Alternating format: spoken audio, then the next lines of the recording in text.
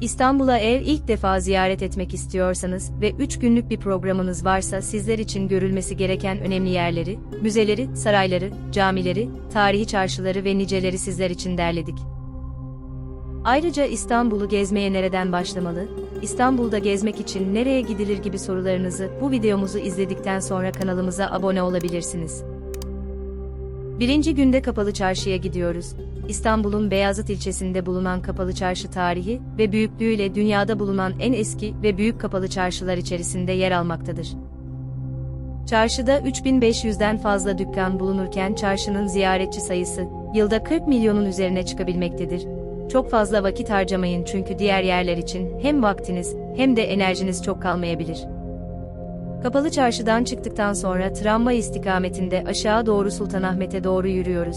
İsterseniz tramvaya binerek de geçebilirsiniz ama çok uzak değil. Öğlen yemeğinizi Sultanahmet Meydanı'nda Türk mutfağının geleneksel tatlarını size sunan restoranlarda yiyip gezinize devam edebilirsiniz. Özellikle Sultanahmet Meydanı'nda yer alan Sultanahmet köftesini yemenizi öneririz. 17. yüzyılda Sultanahmet Camii, Türk İslam mimarisinin en başarılı eserlerinden biri olup, Sultan 1. Ahmet'in isteğiyle Mimar Sinan'ın öğrencisi olan Sedefkir Mehmet Ağa tarafından yapılmıştır. Cami büyük külliyesiyle birlikte şehirde bulunan en görkemli yapılardan biridir.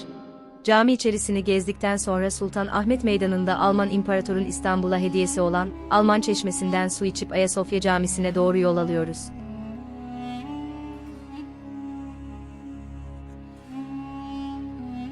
Dünya mimarlık tarihinin günümüze kadar ayakta kalmış en önemli anıtları arasında yer alan Ayasofya, mimarisi, ihtişamı, büyüklüğü ve işlevselliğiyle sanat dünyasında önemli bir yer tutar.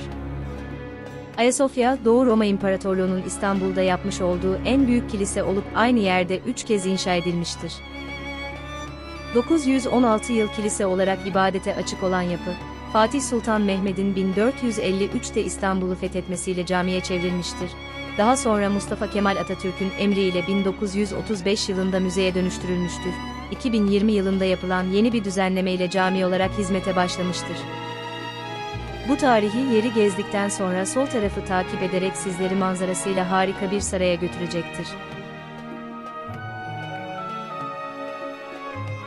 İstanbul'un fethi sonrası, Fatih Sultan Mehmet'in isteği üzerine çalışmalarına başlanan Topkapı Sarayı'nın yapımı, 1478 yılında tamamlanmıştır. 3 Nisan 1924 yılında müze olarak hizmete başlayan ve bu nedenle Cumhuriyet'in ilk müzesi özelliğine sahip olan saray, dünya üzerindeki en görkemli saray müzelerinden biri konumundadır. Sarayı gezdikten sonra tekrar Ayasofya Camii tarafına gelerek tramvayın karşısında bulunan Yerebatan Sarnıcı'nı ziyaret ediyoruz. Burada çok fazla sıra olabiliyor. Ama yenilenen sarnıcı görmeye gerçekten değiyor. Halk arasında Yerebatan Sarnıcı olarak bilinen bu yapının tarihi, Bizans dönemine dayanmaktadır. İşletmesi İstanbul Büyükşehir Belediyesi Kültür tarafından yapılan bu eşsiz yapı hem müze olarak hizmet vermekte hem de birçok etkinliğe ev sahipliği yapmaktadır. Bu ışıltılı ve harika müzeyi gezdikten sonra akşam durağımız ise Gülhane Parkı'dır. Kültürel açıdan zengin bilgilerle geçirilmiş yorucu bir günün ardından akşam serinliğinde kuş cıvıltıları dolu, çiçekler ve çeşit çeşit ağaçların gölgelendirdiği Gülhane Parkı sizin için dinlendirici olacaktır. Birinci gün sizi en çok yoran gün olabilir ama bu yakın yerleri görmeden gitmeyin deriz. Akşam yemeği için de yine tramvay yolunu takip ederek aşağıda bulunan Eminönü durağında inerek, Boğaz manzarası ile birlikte balık ekmek keyfi yapabilirsiniz.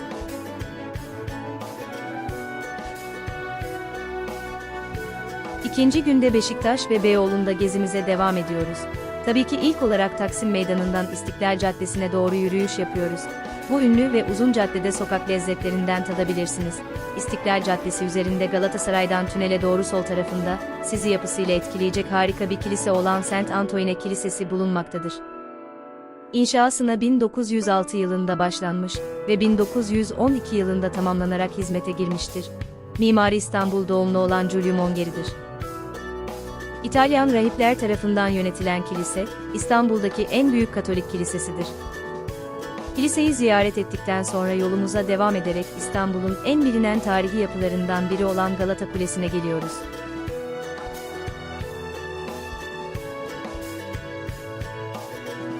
528 yılında yapılmış olup süreç içinde farklı isimlerle tarih sahnesinde yer almıştır.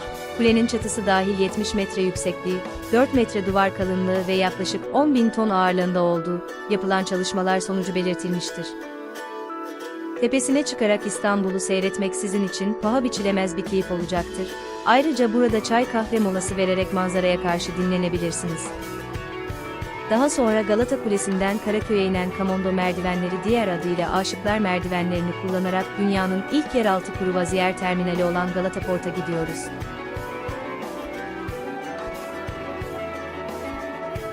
İstanbul Boğazı'nın kenarında kurulmuş ve 1,2 kilometre sahil şeridini kapsayan mahalle konseptiyle tasarlanan bu yerde kendinize uygun birçok alan bulabilirsiniz. İçerisinde 135 mağaza ve 54 restoran bulunduran bu yerde dilediğiniz gibi vakit geçirebilirsiniz.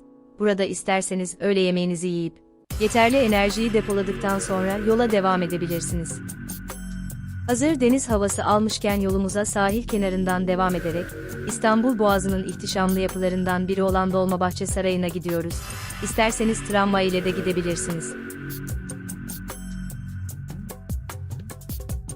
Sultan 1. Abdülmecit tarafından yaptırılan Dolmabahçe Sarayı'nın cephesi, İstanbul Boğazı'nın Avrupa kıyısında 600 metre boyunca uzanıyor. Dolmabahçe Sarayı, Türkiye Cumhuriyeti'nin kurucusu Mustafa Kemal Atatürk'ün son günlerini geçirdiği ve 10 Kasım 1938'de hayata gözlerini yumduğu yer olarak da önemine sahiptir. Yapımına 1842 yılında başlanan ve çalışmaları 1853'e kadar devam eden Dolmabahçe Sarayı, Abdülmecit döneminde ikamet ve resmi işlerinin yapıldığı yer olarak kullanılmaktaydı. Dolmabahçe'nin bulunduğu Beşiktaş sahil bölgesi, geçmişte Boğaziçi'nin koylarından biri olarak gemi ve tekne yapımıyla uğraşanların zaman geçirdiği bir yerdi. Antik çağlardan itibaren doğal bir liman olan sahile Bizans döneminde kraliyet sarayları inşa edilmişti. Dolmabahçe Sarayı'ndan sonra oksijeni bol bir parka gidiyoruz. Halk arasında Yıldız Parkı olarak bilinen bu alan, esasen Yıldız Sarayı'nın dış koruluğudur ve son derece zengin bir bitki örtüsüne sahiptir.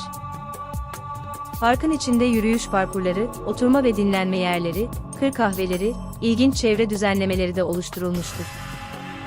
Boğaziçi'nin her an değişen güzelliklerinin seyredilebildiği manzarası, geçmiş nesillerden miras kalan asırlık ağaçları, su havuzları, gölcükleriyle her ziyaretçisini ayrı etkileyen park, hem şehir sakinleri hem de ziyaretçiler için son derece önemli bir gezinti alanıdır.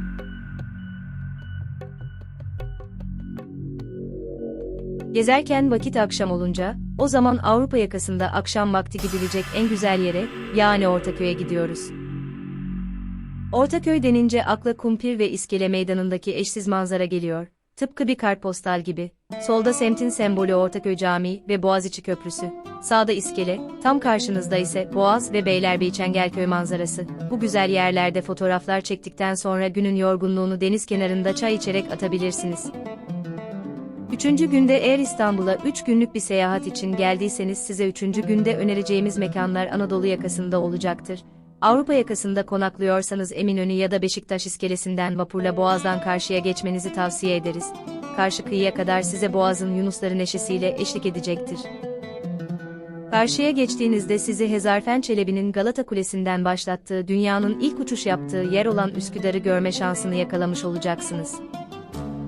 Salıncak sahilinde vapurdan indikten sonra vapurda gördüğünüz Kız Kulesi'ne doğru yürümeye başlıyoruz. Tarihi Kız Kulesi, şüphesiz İstanbul'un en önemli simgelerinden biridir. Hatta hakkında pek çok rivayet bulunan, çok çeşitli efsanelere konu olan Kız Kulesi, yüzyıllar boyunca aşkın ve ulaşılmazlığın sembolü olmuştur. Deniz kenarındaki minderlerde oturup ayaklarınızı uzatarak, simit ve çay eşliğinde İstanbul'un keyfini çıkarabilirsiniz. Maddi durumunuz iyi ise, öğle yemeğini yine Kız Kulesi'nde Boğaz'ın muhteşem sularının ortasında yiyebilirsiniz. Ya da karşısındaki mekanlarda yiyerek Kız Kulesi'ni izleyebilirsiniz.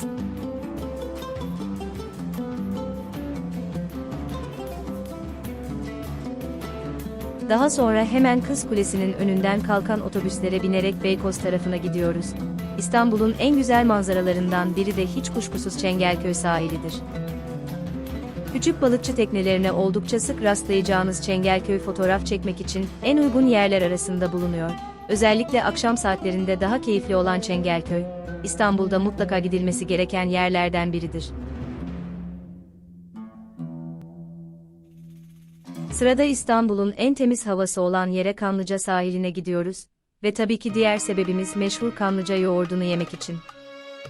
Bu arada Kanlıca'nın ismi konusunda çeşitli rivayetler vardır. En çok kabul gören rivayetlerden birine göre, zamanın Osmanlı sultanlarından biri bir gün emir vererek İstanbul'un havası en temiz semtinin bulunmasını ister, nasıl ölçüleceği konusunda ise vezirlerinden yardım ister. Vezirlerden biri her semte kanlı et bulunan direklerin asılmasını ve en geç bozulan etin olduğu direğin havası en temiz semt olacağını söyler. Kanlıca büyük arayla birinci olur ve Osmanlı Sultanı bu semte Kanlıca ismini verir.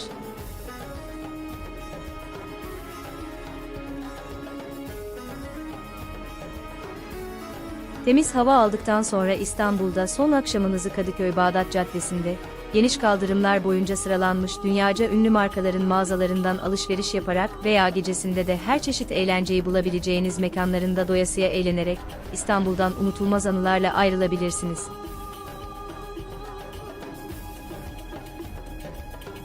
Bir videomuzun sonuna geldik. Sizler de bizlerin atladığı veya eklemek istediğiniz bir yer varsa yorumlar kısmına yazabilirsiniz. Ayrıca kanalımıza abone olarak bizlere teşekkür edebilirsiniz. Herkese iyi eğlenceler dileriz.